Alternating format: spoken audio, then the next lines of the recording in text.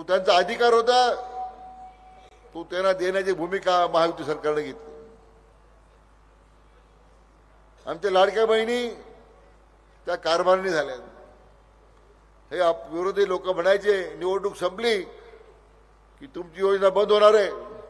योजना बंद झाली, चालू आहे का बंद आहे? चिंता करू नका, मी पैसे मागणार नाही, पण चालू आहे का बंद आहे? चालू आहे ना. आता डिसेंबर तुमचा जानेवारीत हप्ता येईल, मार्चमध्ये बजेट झालं की तुमचे पैसे 1500 2100 होतील.